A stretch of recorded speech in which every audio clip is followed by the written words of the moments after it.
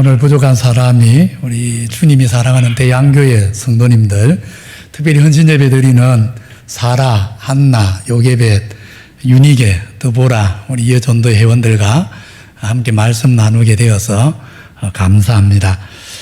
대양교회가 우리 김상서 원로 목사님 시절 하나님 맡겨주신 사명 잘 감당하다가 또 좋은 후임 목사님이 오셔서 새 시대를 잘 준비하고 또 잘 열어가고 있다는 좋은 소문이 들려서 얼마나 감사한지 모르겠습니다.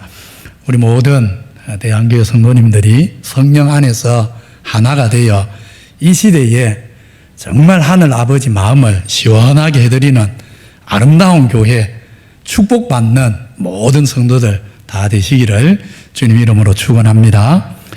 오늘 여전도회 헌신 예배를 맞아서 베드로후서 1장 말씀을 함께 나누려 합니다. 함께 읽은 베드로후서 1장 말씀은 사실 주제가 아주 선명합니다. 뚜렷한 주제를, 구조를 가지고 있습니다. 핵심되는 단어가 셋이라고 볼 수 있는데 그 세 단어를 딱 중심으로 읽으면 그런 말이구나 하고 이해가 됩니다. 그 세 단어는 첫 번째 3절에 주셨으니, 두 번째 5절에 더욱 힘써, 그 다음 11절에 이같이 하면, 바로 세 단어입니다. 이렇게 핵심되는 세 단어를 중심으로 오늘 읽은 본문 전체 내용을 정리해 보면 이렇습니다. 1절로 3절은 하나님이 우리 성도에게 이미 주신 것, 하나님께서 그 자녀된 우리에게 선물로 이미 주신 것에 대해 말합니다. 4절로 7절은 하나님께 받은 것, 그것 가지고 우리가 힘써야 되는 것, 그래서 더욱 힘써, 그렇게 말합니다. 마지막 8절로 11절은 하나님이 우리에게 주신 것을 가지고 우리가 힘을 쓸 때 우리가 어떻게 되는가, 반면에 하나님께 받은 선물을 가지고 힘쓰지 않으면 또 어떻게 되는가, 이것에 대해서 8절로 11절이 말씀합니다. 먼저 하나님이 우리 성도들에게 이미 주신 것이 뭡니까? 3절 같이 한번 보겠습니다. 화면에 뜨지요. 시작. 그의 신기한 능력으로 생명과 경건에 속한 모든 것을 우리에게 주셨으니, 자, 이까지만 봅니다. 우리에게 주셨으니. 자, 이 말씀에 보면 이미 우리 믿는 신자에게 하나님이 뭔가를 주셨다, 너희가 받은 것이 있다, 이렇게 말씀하지요. 뭘 주셨습니까? 생명과 경건에 속한 모든 것, 그랬습니다. 하나님이 주신 것은 하나가 아니고 오늘 베드로후서가 두 가지를 말합니다. 첫째로 생명, 둘째로 경건에 속한 모든 것, 그랬습니다. 먼저 생명을 주셨습니다. 천국을 주셨습니다. 죄로 인해 하나님과 원수되었던 우리에게 그 아들의 십자가의 죽음으로 이제는 하나님의 영광스러운 자녀되는 그 권세, 영생을 얻게 하셨습니다. 하나님이 우리에게 영생을 주시되 그의 신기한 능력으로 주셨다, 그렇게 말합니다. 하나님의 신기한 능력, 조금 다르게 신적인 능력으로 주었습니다. 하나님의 신기한 신적인 능력이 어떤 능력입니까? 우리 하나님은 태초에 하나님의 아무것도 없는데 있어라, 생겨라, 딱 말씀 한마디만 하면 만물이 생겨나게 되었습니다. 바로 그런 능력입니다. 또 하나님께서 이스라엘을 애굽에서 건져내실 때 어떻게 하셨습니까? 뒤에는 애굽 군대가 잡으러 오고 앞에는 홍해 바다가 가로막고 있는데 모세에게 그 지팡이를 내밀어서 바다에 내밀어라 하니까 바다가 어떻게 됩니까? 물이 벽처럼 섭니다. 물인데 벽돌처럼 서버리는 것입니다. 그리고 그 사이에 난 길을 이스라엘은 걸어서 지나갔지 않습니까? 바로 그 능력이 하나님의 능력, 신기한 능력입니다. 또 그 능력으로 무슨 일이 벌어졌습니까? 우리 주님이 죽은 나사로, 분명히 죽었는데 다시 살아나게 하셨지 않습니까? 하나님 아버지는 우리 구주가 죽었는데 3일 만에 죽음의 권세를 이기고 다시 부활케 하셨습니다. 바로 이런 능력을 가지고 하나님이 우리 모든 성도에게, 저와 여러분에게 생명을 주신 것입니다. 우리 대한교회 성도님들, 여러분들이 예수 믿어서 구원받고 영생 얻은 거, 이게 그냥 된 일이 아닙니다. 뭐가 역사한 것입니까? 하나님의 신기한 능력이 우리 한 사람 한 사람 속에 놀랍도록 역사한 결과라는 것을 믿으시기 바랍니다. 그런데 하나님이 우리에게 생명만 주신 것이 아닙니다. 경건에 속한 모든 것도 함께 주셨습니다. 생명과 함께 경건에 속한 모든 것. 그럼 이 경건에 속한 모든 것이 무엇입니까? 우리 대한교회 성도님들, 죽은 시체하고 살아있는 존재는 모든 면에서 다릅니다. 같은 것이 하나도 없지요. 시체는 호흡하지 않지요. 산 사람은 호흡합니다. 시체는 움직이지도 않지만 산 사람은 이렇게 움직이지요. 시체는 듣지도 보지도 말하지도 못하지만 살아있는 사람은 듣고 보고 말도 하고 사랑할 줄도 압니다. 마찬가지입니다. 예수님을 믿는 우리에게 하나님이 생명을 주셨는데 이 생명은 우리로 하여금 영적인 호흡을 하게 합니다. 영적인 일을 볼 수 있게 하고 영적인 일이 들리게 하고 영적인 말을 하게 합니다. 영적인 삶을 살게 합니다. 영적인 생명이 있는 사람하고 하나님이 주신 영적 생명이 없는 사람은 아무리 하나님 말씀을 들어도 반응하는 것이 완전히 다릅니다. 영적 생명이 없는 사람은요, 이 자리에 예수님이 와서 말씀을 전해도 아무 반응을 못합니다. 생명이 없거든요. 그런데 영적 생명을 가진 우리 성도는 하나님 말씀이 들리기만 하면 우리 영혼이 자동적으로 반응을 합니다. 생명에 반응을 합니다. 완전히 죽은 사람과는 근본적인 다른 반응을 하는 것입니다. 두 사람이 장사를 합니다. 둘 다 장사가 잘 됩니다. 그런데 장사가 왜 잘 되나?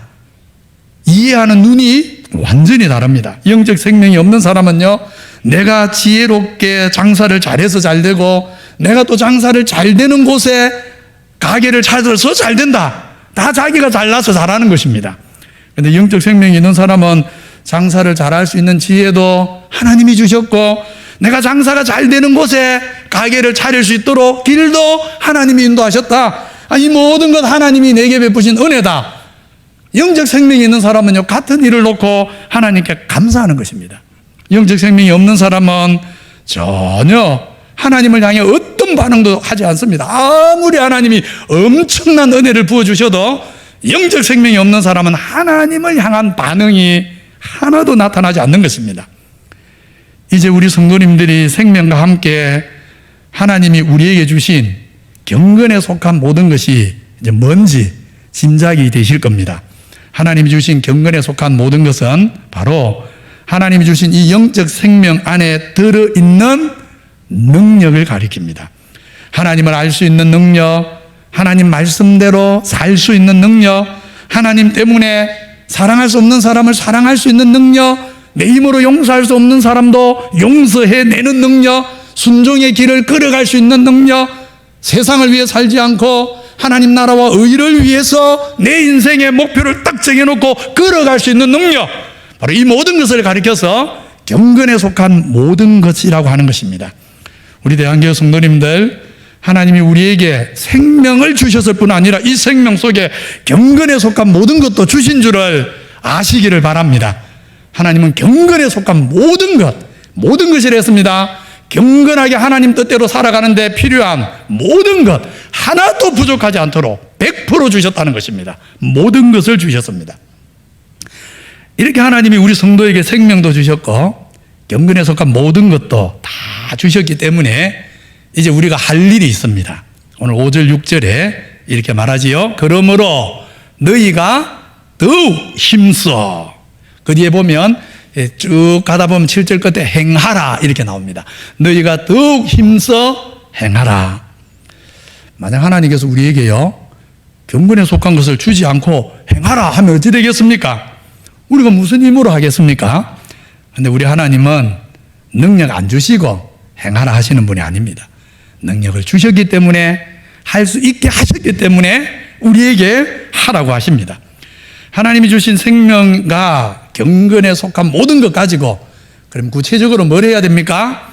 오늘 말씀 4절에 이렇게 말합니다. 너희가 정욕 때문에 세상에서 썩어질 것을 피하여 신성한 성품에 참여하는 자가 되게 하셨느니라.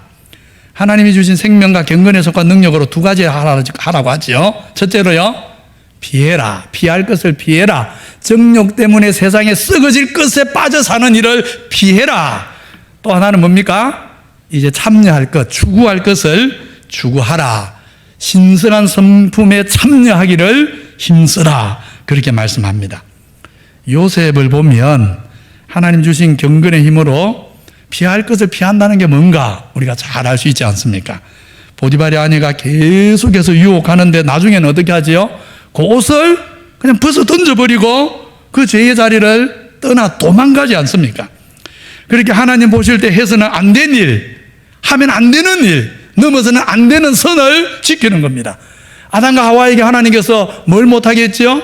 선악을 알게 하는 나무 실과 먹지 마라. 그러니까 거기 멈춰야 하는 것입니다. 하지 말라. 거기 멈춰야 하는 것입니다. 하나님이 주신 경건의 능력 가지고 성도는 하나님 앞에 넘으면 안 되는 선이 있는 것입니다. 그 선을 지켜야 된다. 그래서 썩어질 세상의 정욕에 빠져 사는 그 일에 빠져서는 안 된다. 말씀하시는 것입니다. 이렇게 생명과 경건의 능력으로 피할 것을 피해야 될 뿐 아니라 지켜야 되는 선을 지킬 뿐 아니라 그 다음 적극적으로 추구해야 되는 것이 있다. 그렇게 말씀합니다. 추구해야 되는 거 뭐라고 하지요? 오늘 말씀에 신성한 성품. 한번 따라해 보십시다. 신성한 성품. 신성한 성품. 그렇습니다. 신성한 성품을 추구해야 합니다. 그래서 5절을 다시 보면 그러므로 너희가 더욱 힘써 그랬습니다. 더욱 힘써. 신성한 성품에 참여하기를 대충 하는 게 아닙니다. 그냥 뭐 세월 가면 내가 예수 믿은 지 10년 되고 20년 되었으니까 신성한 성품이 나한테 나타나겠지 하고 안일하게 해서도 안 됩니다. 이 신성한 성품이 내 안에 나타나도록 어떻게 하라고요? 더욱 힘을 써라. 정말 최선을 다해서 애를 써라. 더욱 힘을 쓰라고 하는 것입니다. 오늘 헌신 예배를 드리는 여전도의 회원들은 우리 대한교회에서 다 제일 연세가 많은 5기관을 모아놨다고 오늘 목사님께 말씀을 들었습니다. 되게 연세들이 많으면 더욱 힘쓰는 것은 젊은 사람들이 할 일이고, 그렇죠? 우리 연세 많은 사람들이 뭘 이 나이에 힘을 쓰나 이렇게 생각하기 쉽습니다. 일면 맞습니다. 몸을 써서 해야 되는 일들은, 그런 봉사들은 당연히 젊은 성도들이 해야 맞겠지요. 그런데 연세가 많다고 더욱 힘쓸 일이 없는 것이 아닙니다.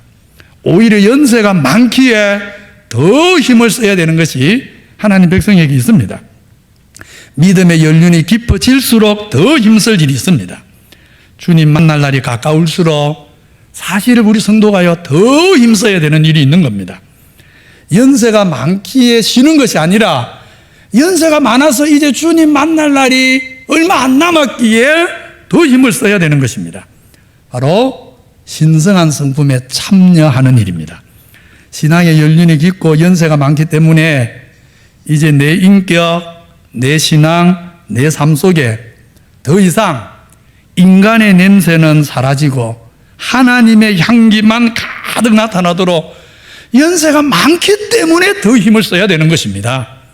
신성한 성품에 참여한다는 말은 더 쉽게 말하면요, 이제 내 삶 속에 인간의 냄새는 없어진다 그 말입니다.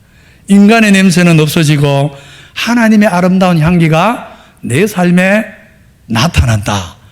바로 그런 말씀 아니겠습니까?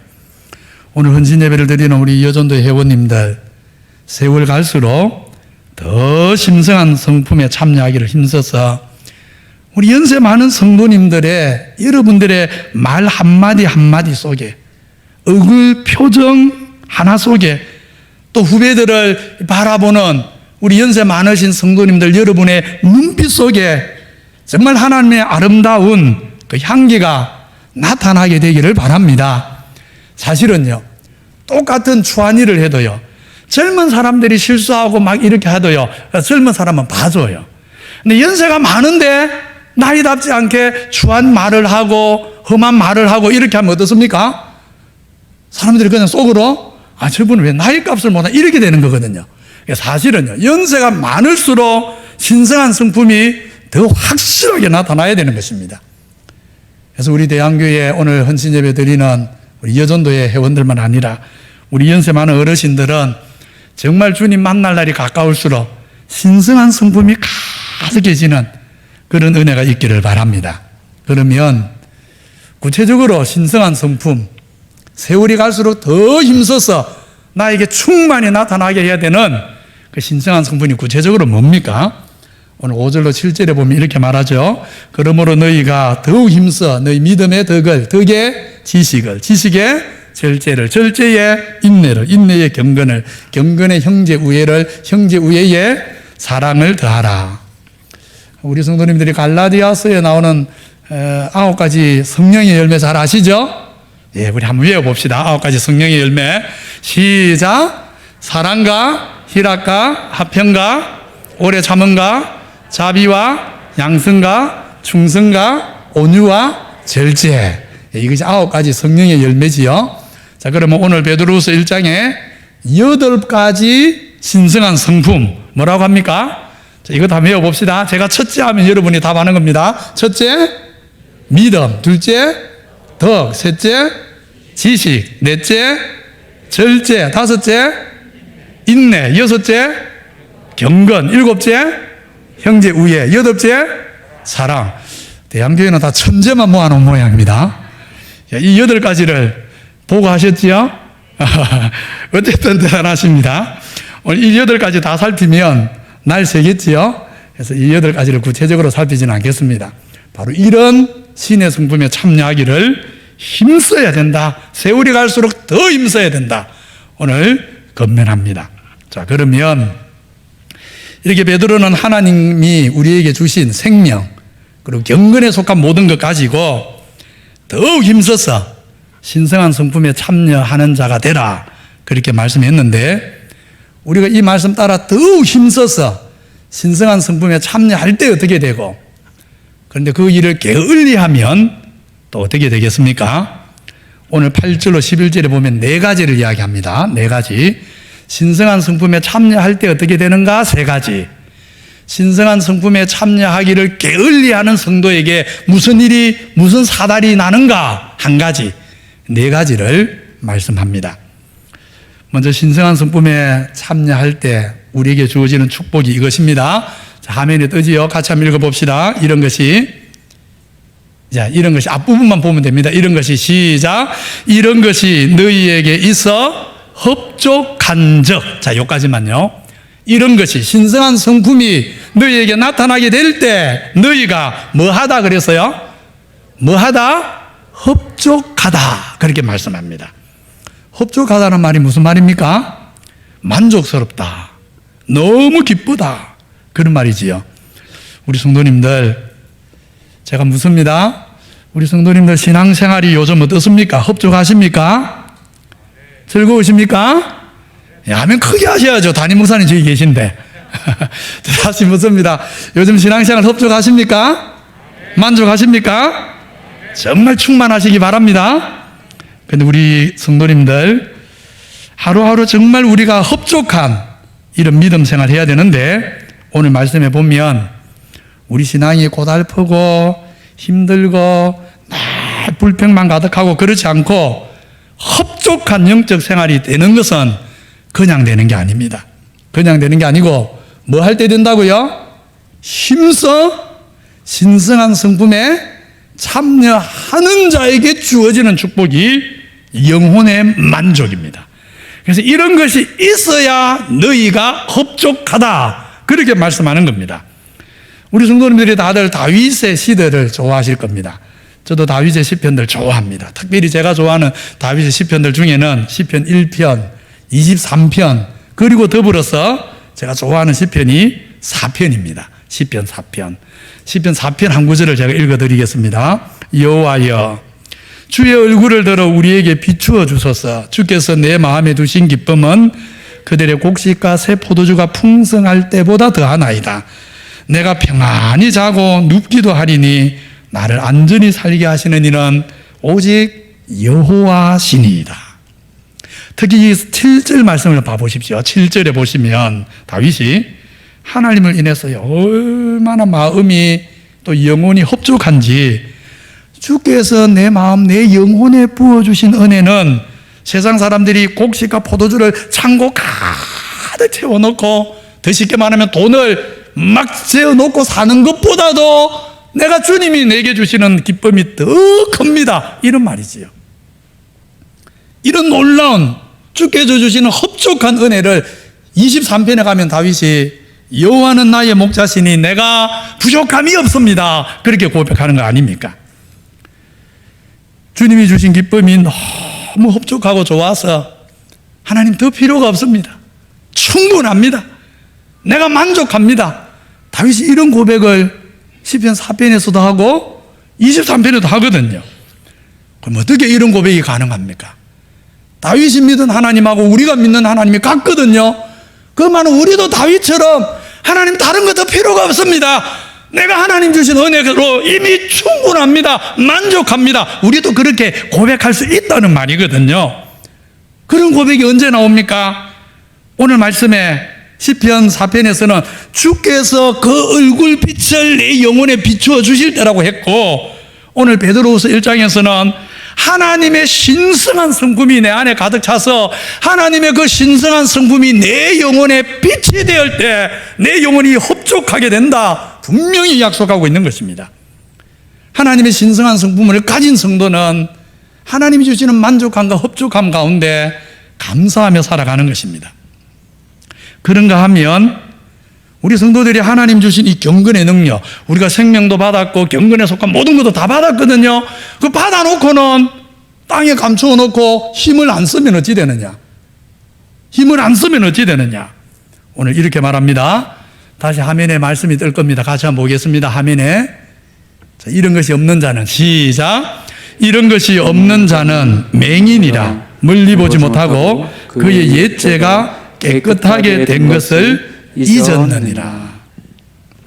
이런 것 뭐지요? 똑같습니다. 바로 신성한 성품을 말합니다. 신성한 성품이 나타나지 않으면, 신성한 성품이 나타나도록 힘을 쓰지 않으면 어찌 되느냐? 맹인이 된다. 자기의 영적 상태를 모르는 사람이다, 그런 말입니다. 또 멀리 보지 못한다 그랬어요. 멀리 보지 못한다. 즉 마지막 심판 때 하나님께서 내 인생을 어떻게 평가해 줄지 전혀 감을 못 잡는 인생이 된다. 그러니까 하나님이 나를 죄에서 건져준 능력을 모른 채 여전히 죄의 종으로 살아가게 되는 것입니다. 실제 간혹 우리 성도들 중에 이런 신앙생활 하는 분이 있어요. 죄 짓고 잘못했습니다. 죄 짓고 잘못했습니다. 죄 짓고 잘못했습니다. 날마다 신앙생활의 내용이요, 마음에 흡족함이 없어요. 하나님을 기쁘게 섬겨드리는 산재물이 되지를 못해요. 날마다 하는 일이 뭐냐면, 분명히 믿어요. 믿는데 하는 일이 뭐냐면, 잘못했습니다. 오늘 잘못했습니다. 내일 또 잘못했습니다. 평생 잘못했습니다. 하고 인생이 끝나는 거예요. 맹인이다 그랬거든요. 자기 죄가 깨끗하게 된 것을 잊어버린 사람이다 그랬거든요. 우리 성도님들 날마다 죄 짓고 잘못했습니다. 죄 짓고 잘못했습니다. 이렇게만 살다가 천국 갈 것입니까? 그럴 수 없지 않습니까?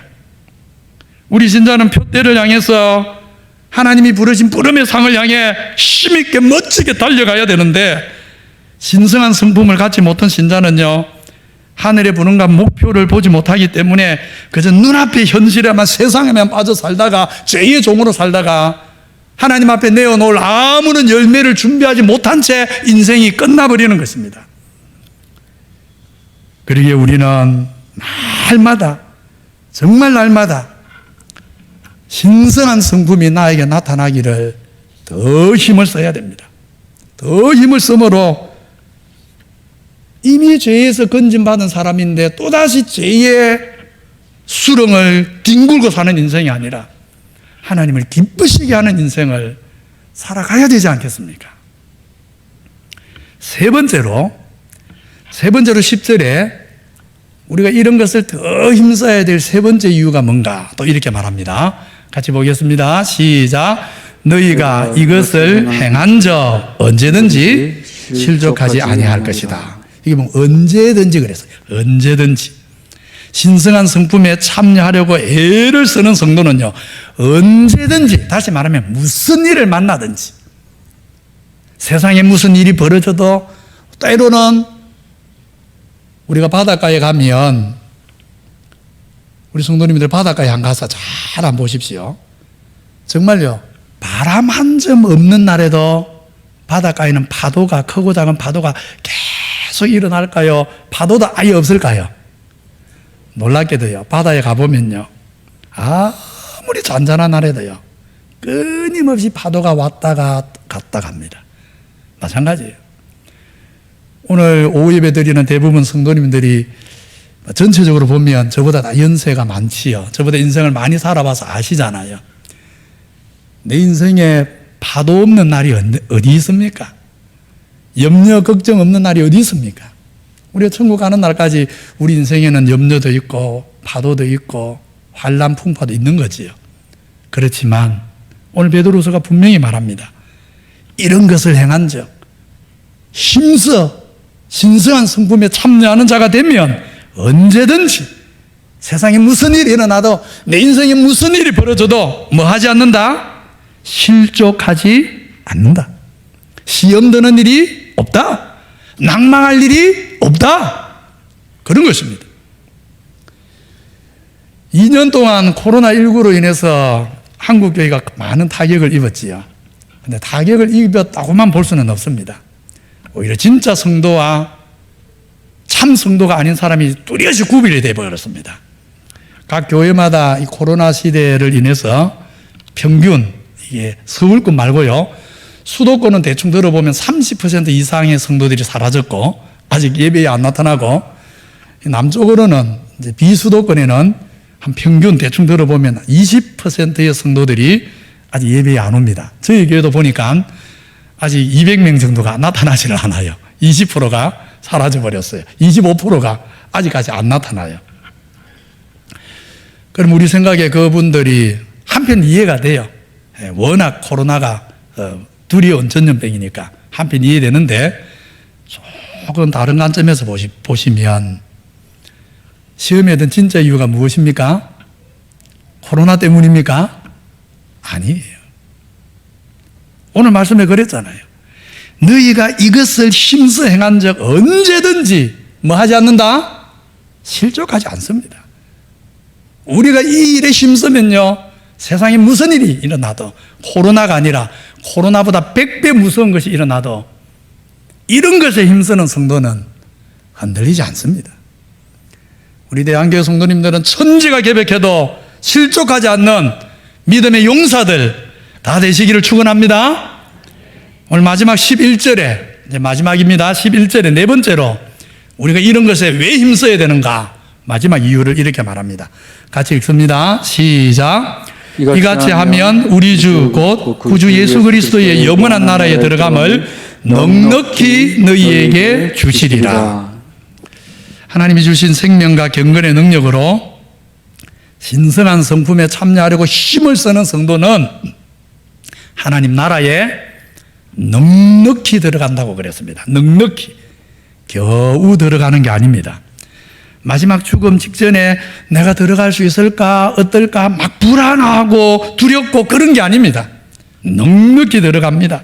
내 아버지가 나를 위해 마련해 놓으신 하나님 나라 기업이 너무 확실했어. 그 영광이 너무 좋았어. 주님 이제 불러주시니 감사합니다. 주님 아직 안 됩니다. 이게 아니에요. 불러주니까 이제 내가 세상 근심 걱정, 세상 일 다 내려놓고 드디어 아버지 만납니다. 아버지 불러주시니 감사합니다 하면서 넉넉히 들어가는 것입니다. 우리 대한교회 성도님들 죽음 앞에서 우리 하늘 아버지가 부르실 때 주저하거나 두려워하거나 의심하는 사람들 말고 정말 넉넉히 하나님 나라 들어가는 성도들 되시기를 바랍니다. 우리가 넉넉히 그 나라에 들어가야 되지 않겠습니까? 넉넉히 들어가야 됩니다.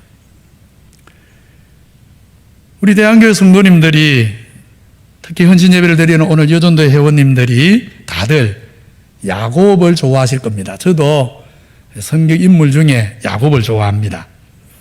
야곱이 노년에 요셉이 살아있다는 말을 듣고 애굽에 가지요. 그리고 바로 왕을 만나고, 그 바로 왕을 만나서 뭐라고 합니까? 이런 말 하지요.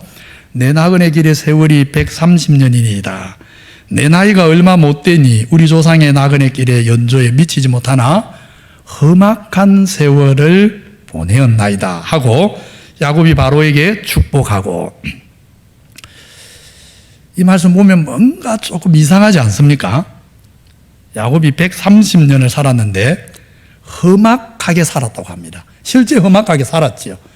만나는 사람마다 갈등이 생기고 죽을 고비 넘기고 형이 죽이려 하고 외삼촌이 10번이나 속이고 험악하게 살았죠.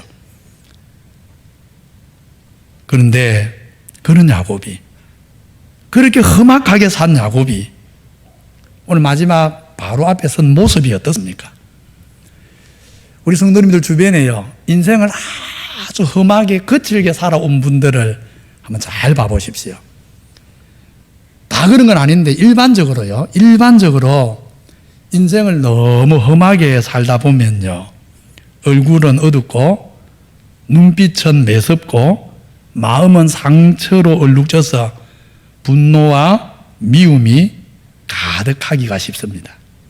그래서 늘 남 비난하고 불평하고 험악하게 살다 보면 그렇게 되기가 쉽지요. 그런데 놀랍게도 오늘 야곱은 130년을 험악하게 살았는데 전혀 그렇지가 않습니다. 바로 앞에서 야곱의 모습 속에 얼굴이 막 험상궂고 눈빛이 막 매섭고 마음에 막 분노가 차 있고 그렇습니까? 아니지요. 오히려 바울의 눈빛 속에 긍휼이 가득하고 얼굴이 평안하고, 그래서 바로 왕인데 야곱이 그 왕 앞에 뭐 합니까? 조금도 주눅 들지 않고요, 왕 앞에 서가고 오히려 야곱이 애굽의 왕을 축복해버리지 않습니까? 험악한 세월을 산 사람이 왕을 축복하는 것입니다. 놀라운 일 아닙니까? 도대체 야곱에게 무슨 일이 있어서 험악한 세월을 살았는데 이렇게 평안한 사람, 만나는 사람을 축복하는 사람이 되었습니까? 그 이유가 47장 한 장을 넘겨서 48장에 나옵니다. 같이 한번 보겠습니다. 화면에 뜨지요? 시작. 야곱이 요셉을 위하여 축복하여 이르되 내 조부 아브라함과 아버지 이삭이 섬기던 하나님, 나의 출생으로부터 지금까지 나를 기르신 하나님, 나를 모든 환난에서 건지신 여호와의 사자께서 이 아이들에게 복을 주시오며. 47장에서도 축복했던 야곱이 48장에서도 또 누군가를 축복합니다. 이번에는 자녀들, 손자들이죠. 손자들을 축복합니다. 그런데 그 자녀들을 축복하면서 야곱이 고백합니다. 나의 출생, 내가 태어난 날부터 지금 이제 애굽에서 마지막 임종을 맞이할 이때까지, 오늘까지 하나님이 나를 길러주시고 하나님이 모든 환난에서 나를 건져주셨다. 야곱이 이런 고백을 하는 것입니다. 그렇습니다. 야곱이 험악한 일들을 수없이 겪었지만 그 험악한 일들이 야곱의 마음에 상처로, 분노로 남지 않았습니다. 이유는 야곱이 겪은 험악한 일보다 야곱을 돌보신 하나님의 은혜와 사랑이 비교할 수 없이 컸기 때문입니다. 하나님 안에서 야곱이 겪은 험악한 일들은 오히려 하나님의 말로 다 할 수 없는 은혜와 사랑을 경험하는 기회들이 되었을 뿐입니다.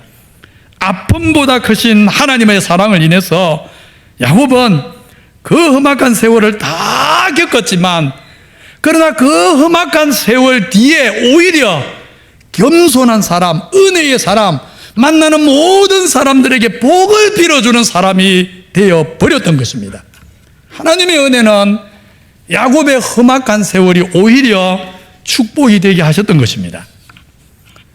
오늘 우리 대양교회 성도님들, 특별히 헌신 예배를 드리는 사라, 한나, 요게벳, 더보라, 유니게, 우리 이어전도의 회원, 우리 성도님들, 하나님이 이미 주신 생명과 경건의 능력으로 정말 남은 생에 주님 부르실 때까지 신성한 성품에 참여하기를 정말 힘을 쓰심으로 우리 모든 성도들도 살아가는 날 동안 겪게 되는 모든 아픔과 고난보다 더 크신 하나님 사랑, 정말 이 사랑을 넘치도록 누리며 살아가기를 바라고, 그 결과 정말 마지막 야곱처럼 신성한 성품이 내 삶에, 내 인격에 아름답게 빛을 발해서 나를 만나는 모든 사람들이, 우리 여전도의 회원 여러분을 만나는 모든 사람들이 내 속에 있는 하나님의 그 신성한 성품을 보고 하나님께 감사하게 되고